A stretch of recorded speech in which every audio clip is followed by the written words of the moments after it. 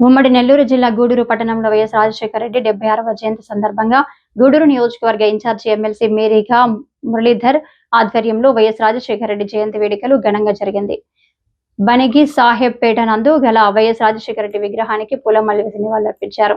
అనంతరం cake cutting, ప్రభుత్వ hospital నందు రోగులకు పండ్లు పంపిణీ కార్యక్రమం జరిగింది. నాయకులు మాట్లాడుతూ దివంగత నేత డాక్టర్ వైఎస్ రాజశేఖర రెడ్డి ప్రజల్లో చిరస్మరణీయుడుగా నిలిచాడని, ఆయన లోటు ఎవరు తీర్చలేరని పేర్కొన్నారు. ఇంకా మాట్లాడుతూ నిన్న జరిగిన నల్లపరెడ్డి ప్రసన్న కుమార్ రెడ్డి ఇంటిపై జరిగిన దాడిని తీవ్రంగా ఖండించారు. ఈ కార్యక్రమంలో రాష్ట్ర నాయకులు, కార్యకర్తలు, అభిమానులు పాల్గొన్నారు.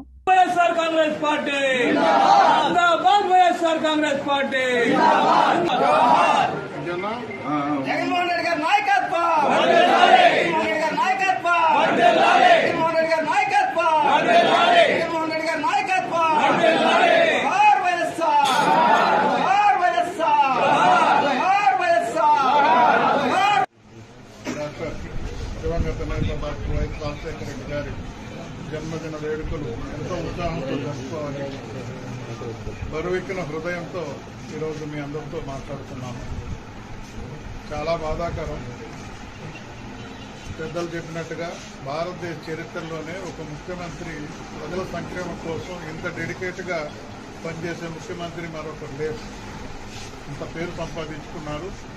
ప్రజల్లో ఎంతో గొప్పగా ఎదిగిపోయారు. ఆయన మరణ వార్త వింటానే కొన్ని గుండెలు తట్టుకోలేక ఆగిపోయినటువంటి గొప్ప నాయకుడు డాక్టర్ వైఎస్ రాజశేఖర రెడ్డి గారు. ఆయన అనాదిగా జరుగుతున్నటువంటి, ఆనవాయితీగా జరుగుతున్నటువంటి ఆయన జయంతి వేడుకలు, ఆయన విగ్రహం ముందు మరి పూల మాలాయంతో నివాళులర్పించి ఆయన పక్కనే మరి కేక్ కట్ చేసి అందరూ జయంతి ఉత్సవాలు జరుపుకునేవారు. అట్లాంటి దానికి ఆంక్షలు పెట్టారు. ఇది చాలా దౌర్భాగ్యం, దురదృష్టకరం అని కూడా నేను తెలియజేస్తున్నాను. రోజు రోజుకి పోలీసు వ్యవస్థ ఎంతో హుందాతనంగా ఉండాల్సినటువంటి పోలీసు వ్యవస్థ దిగజారిపోయేదానికి కొంతమంది అధికారులు అయితే అత్యుత్సాహం చూపిస్తున్నారు. ఇది కరెక్ట్ కాదు. కొంతవరకే హద్దు ఉంటుంది. కోర్టులు ఒక పక్క అక్షంతలు వేస్తూ ఉన్నాయి. అయినా కూడా కొంతమందిలో మార్పు లేకుండా అందరిని మనం అనలేం, కానీ కొంతమంది అధికారుల్లో మార్పు మరి ఏమి కనిపించడం లేదు. బాధాకరం. డీఎస్పీ గారు అందరినీ ఆదరిస్తారు. ఆవిడ కూడా పర్మిషన్ కోసం అడిగితే ముందుగా నేను చెప్తానని చెప్పి తర్వాత ఫోన్ ఎత్తకుండా సిఐ గారి ద్వారా లేదండి పర్మిషన్ లేదని చెప్పడం చాలా దురదృష్టకరమని కూడా ఈ సందర్భంగా తెలియజేస్తున్నా. ఒక పక్క వాళ్ళు పెట్టిన ఆంక్షలకు మనసు బరువెక్కితే రాత్రి జరిగిన ఇన్సిడెంట్ ఇంకా బాధ పెట్టిందని కూడా నేను తెలియజేస్తున్నా. నెల్లూరు జిల్లా చరిత్రలో ఒక మచ్చలాగా మిగిలిపోతుంది. నల్లపరెడ్డి జిల్లాని స్టేట్ లెవెల్లో, ఉమ్మడి స్టేట్ లెవెల్లో పేరు తెచ్చినటువంటి కుటుంబాలు కొన్ని ఉన్నాయి. ఒక 3-4 కుటుంబాలు మన ఆంధ్ర రాష్ట్ర చరిత్రలో నెల్లూరు అంటే అంత గౌరవం నిలిపిన దాంట్లో కూడా నల్లపరెడ్డి కుటుంబం ఒకటి. అట్లాంటి కుటుంబంలో మంత్రిగా సుదీర్ఘంగా పనిచేశారు. 40 ఏళ్లు రాజకీయాల్లో మరి వాళ్ళు గెలిపోవటం చూస్తూ మరి గొప్పగా ప్రజాపాలన చేసినటువంటి నల్లపరెడ్డి కుటుంబం మరి మాజీ మంత్రివర్యులు ప్రసన్న కుమార్ రెడ్డి గారు ఇంటిని ధ్వంసం చేయడం, సమయానికి భగవంతుడు ఆకాంక్షేమో సమయానికి ఆయన ఆ ఇంట్లో లేకుండా పోవడం, వారి కుమారులు నిజంగా గంజాయి మోపులు 100 మంది పైగా వచ్చి ఇంట్లో ఎవరూ లేరు. మహాతల్లి మరి నల్లపరెడ్డి శ్రీనివాసరెడ్డి గారి సతీమణి శ్రీలక్ష్మమ్మ లక్షలాది మందికి అన్నదానం పెట్టినటువంటి ఆ మహాతల్లి వయసు 85 ఏళ్ల పైన ఉంటే ఈ బీభత్సం చూసి ఆమె జరిగిన గంట తర్వాత మేము అందరం వెళ్తే వణికిపోతూ ఉన్నాం. ఎంత దౌర్భాగ్యం, ఎంత దీనమైన స్థితికి రాష్ట్రం రెడ్ బుక్ రాజ్యాంగం పోతుంది. ఇదేనా రెడ్ బుక్ రాజ్యాంగం అంటే? ప్రజాస్వామ్యబద్ధంగా తేల్చుకోవాల్సింది. విమర్శలు ప్రతి విమర్శలు ఉంటాయి. మీరు ఇంకా ఘాటుగా మాట్లాడే అవకాశం ఉంటుంది. అలా కాకుండా గంజాయి ముక్కలతో, కిరాయి వాళ్లతో మరి ఏ వస్తువును కూడా వదలకుండా, చిన్నపాటి వస్తువును వదలకుండా మరి అన్ని ధ్వంసం చేశారు. ఎక్కడైనా ఉన్నాయా? ఫీజు రియంబర్స్మెంట్ 1 year అయింది. ఎవరికైనా ఫీజు రియంబర్స్మెంట్ వేశారా? వసతి దీవెన ఏమైనా వేశారా?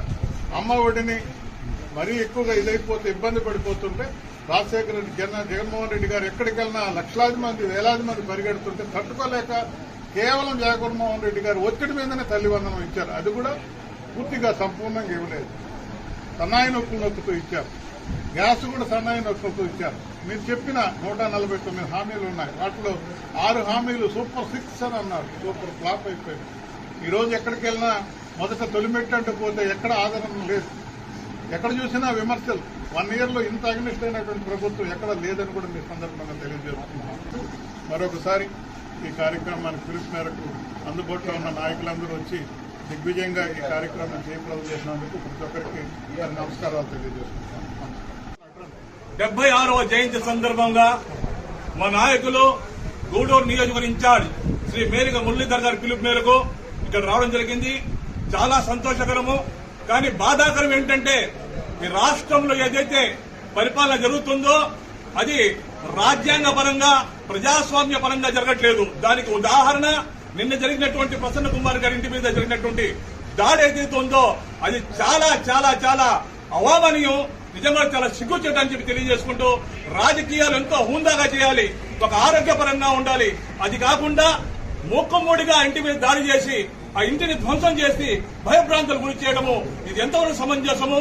పెద్దలు చెప్పినట్టు ఈ దుశ్చర్యను ప్రతి ఒక్కరు కూడా పార్టీలకు అతీతంగా వర్గాలకు అతీతంగా ఖండించాల్సిన అవసరం ఎంతనో ఉంది.